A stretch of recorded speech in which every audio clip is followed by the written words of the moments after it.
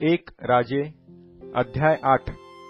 मग शलोमोन राजाने परमेश्वराच्या कराराचा कोष दावीदपुरातून म्हणजे सियोनातून वरती आणावयासाठी इस्रायलाचे वडीलजन, वंशाचे सर्व मुख्य व सर्व पितृकुळांचे सरदार यास शलोमोन राजाकडे यरुशलेमेत जमा केले।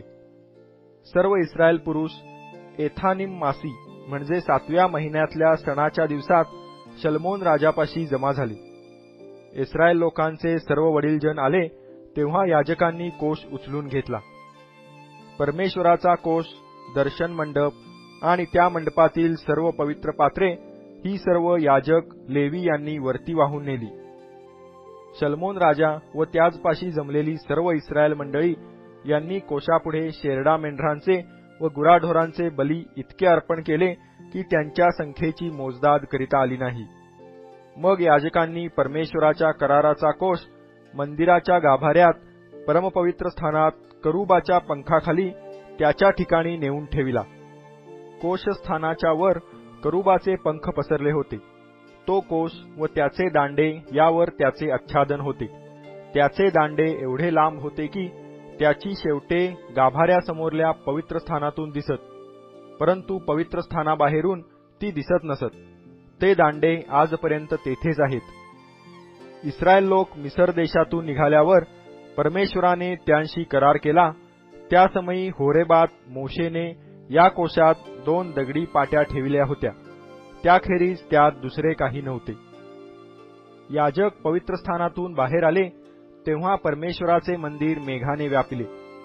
त्या मेघामुळे याजकास सेवा चाकरी करण्यास उभे राहावेना, कारण परमेश्वराच्या तेजाने परमेश्वराचे मंदिर भरून गेले। मग शलोमोन राजा म्हणाला, परमेश्वराने म्हटले आहे की मी निबिड अंधकारात वस्ती करीन, तुझ्यासाठी निवासस्थान, तुला युगानुयुग राहावयासाठी मंदिर मी बांधिले आहे। मग राजाने मागे वळून इस्रायलाच्या सर्व मंडळीस आशीर्वाद दिला। तेव्हा ती सर्व मंडळी उठून उभी राहिली। तो म्हणाला, इस्रायलाचा देव परमेश्वर धन्य, त्याने माझा बाप दावीद या स्वमुखाने हे वचन दिले होते व त्याने स्वहस्ते हे पूर्ण केले। ते वचन असे, मी आपल्या इस्रायल लोकास मिस्र देशातून बाहेर आणले, त्या दिवसापासून माझ्या नामाच्या निवासार्थ मंदिर बांधावयासाठी कोणाही इस्रायल वंशाकडून मी कोणतेही नगर निवडून घेतले नाही, पण माझे लोक इस्रायल याजवर दाविदास मी निवडून नेमिले आहे। माझा बाप दावीद याचा मनोदय असा होता की इस्रायलाचा देव परमेश्वर याच्या नामाप्रित्यर्थ एक मंदिर बांधावे। पण परमेश्वराने माझा बाप दावीद यास सांगितले की परमेश्वराच्या नामाप्रित्यर्थ मंदिर बांधावे असा तू मनोदय धरिला आहे, हे तू चांगले केले आहे, पण तू ते मंदिर बांधणार नाहीस, तर तुझ्या पोटी जो पुत्र येईल तो माझ्या नामाप्रित्यर्थ मंदिर बांधील। परमेश्वर जे हे वचन बोलला ते त्याने पुरे केले। मी आपला बाप दावीद याच्या जागी येऊन परमेश्वराच्या वचनानुसार इस्रायलाच्या गादीवर बसलो आहे आणि इस्रायलाचा देव परमेश्वर याच्या नामाप्रित्यर्थ मी हे मंदिर बांधिले आहे। परमेश्वराने आमचे वाडवडील मिस्र देशातून आणले, त्या समयी त्याजशी परमेश्वराचा जो करार झाला तो त्या कोशात आहे, त्यासाठी मी स्थान तयार केले आहे। शलोमोनाने इस्रायलाच्या सर्व मंडळी देखत परमेश्वराच्या वेदीसमोर उभे राहून आकाशाकडे हात पसरिले। तो म्हणाला, हे परमेश्वरा, इस्रायलाच्या देवा, वर आकाशात अथवा खाली पृथ्वीवर तुझ्या समान कोणी देव नाही। जे तुझे सेवक जिवेभावे तुझ्यासमोर वर्ततात त्यांच्याशी तू आपल्या करारानुसार व दयेने वर्ततोस। जे वचन तू आपला सेवक माझा बाप दावीद यास दिले ते तू पाळले आहे। जे तू आपल्या मुखाने बोललास ते तू आपल्या हाताने पुरे केले आहे, अशी आज वस्तुस्थिती आहे। तर आता हे इस्रायलाच्या देवा परमेश्वरा, तुझा सेवक माझा बाप दावीद यास तू असे वचन दिले होते की तू मजसमोर वागत आलास त्याचप्रमाणे तुझे वंशज आपली चालचलणूक ठेवण्याची खबरदारी घेतील, तर माझ्या समक्ष इस्रायलाच्या राजासनावर बसणाऱ्या तुझ्या कुळातल्या पुरुषांची परंपरा कधीही खुंटावयाची नाही। त्यास दिलेले हे वचनही तू पुरे कर। तर आता हे इस्रायलाच्या देवा, तू जे वचन तुझा सेवक माझा बाप दावीद यास दिले होते ते प्रतीतीस येऊ दे. देव या भूतलावर खरोखर वास करील काय? आकाश व नभोमंडळ यात तुझा समावेश होणे नाही, तर हे मंदिर मी बांधिले आहे यात तो कसा व्हावा? तरी हे माझ्या देवा परमेश्वरा, तुझ्या सेवकाच्या प्रार्थनेकडे विनंतीकडे लक्ष दे. आज तुझा सेवक तुझा धावा करीत आहे व तुझ पुढे प्रार्थना करीत आहे, तिच्याकडे कान दे. माझ्या नामाचा निवास येथे होईल असे ज्या स्थलाविषयी तू म्हटले त्या ह्या स्थलाकडे, ह्या मंदिराकडे अहोरात्र तुझी दृष्टी असो. जी प्रार्थना तुझा सेवक या स्थलाकडे तोंड करून करीत आहे ती ऐक. तुझ्या सेवकाच्या विनवणीकडे आणि तुझे लोक इस्रायल ह्या स्थलाकडे तोंड करून तुझी विनवणी करतील तिच्याकडे तू कान दे. स्वर्गातील तुझ्या निवासस्थानी तू ती श्रवण कर आणि श्रवण करून त्यांना क्षमा कर. एखाद्याने आपल्या शेजाऱ्याचा अपराध केल्यामुळे त्यास शपथ घ्यावयास लावली आणि ती या मंदिरात तुझ्या वेदीसमोर त्याने घेतली, तर तू स्वर्गलोकातून ती श्रवण कर आणि त्याप्रमाणे घडवून आण. आपल्या सेवकांचा न्याय करून दुष्टास दुष्ट ठरीव आणि ज्याचे कर्म त्याच्या माथी येऊ दे. निर्दोषास निर्दोषी ठरवून त्याच्या निर्दोषतेप्रमाणे त्यास फळ दे. तुझे लोक इस्रायल यांनी तुझविरुद्ध पाप केल्यामुळे शत्रूंपुढे त्यांचा मोड झाल्यावर ते पुन्हा तुझकडे वळतील आणि तुझ्या नामाचा स्वीकार करून या मंदिरात तुझी प्रार्थना व विनवणी करीतील. तेव्हा तू स्वर्गलोकातून त्यांचे ऐक. तुझे लोक इस्रायल यांच्या पापाची क्षमा कर आणि जो देश तू त्यांच्या पूर्वजास दिला त्यात त्यास परत आण. त्यांनी तुझविरुद्ध पाप केल्यामुळे आकाश कपाटे बंद झाली आणि पर्जन्यवृष्टी खुंटली असता त्यांनी या स्थानाकडे तोंड करून प्रार्थना केली, तुझ्या नामाचा स्वीकार केला व तू त्यास दीन केल्यामुळे ते तुझकडे वळले. तर तू स्वर्गलोकातून त्यांचे ऐक. इस्रायल तुझी प्रजा, तुझे सेवक यांच्या पापाची क्षमा कर, कारण ज्या सन्मार्गाने त्यांनी चालले पाहिजे तो तू त्यास शिकवित आहेस. हा जो देश तू आपल्या लोकास वतन करून दिला आहे त्यावर पर्जन्यवृष्टी कर. या देशावर दुष्काळ, मरी, शेते करपवून टाकणारा वारा अथवा भेरड, टोळ अथवा नाकतोडे हे आले, अथवा शत्रूंनी त्यांच्या एखाद्या शहरास वेढा घातला, कोणतीही आपत्ती अथवा रोग त्याजवर आला आणि इस्रायलातील एखादा माणूस किंवा तुझे सगळे इस्रायल लोक आपल्या जीवाला होणारा क्लेश ओळखून जी प्रार्थना किंवा विनवणी या मंदिराकडे आपले हात पसरून करीतील ती तू स्वर्गातील आपल्या निवासस्थानातून ऐक. त्यांना क्षमा कर, त्याप्रमाणे घडवून आण. प्रत्येकाचे मन ओळखून त्याच्या सर्व वर्तनानुसार त्यास फळ दे, कारण सर्व मानवजातीची मने ओळखणारा केवळ तूच आहेस.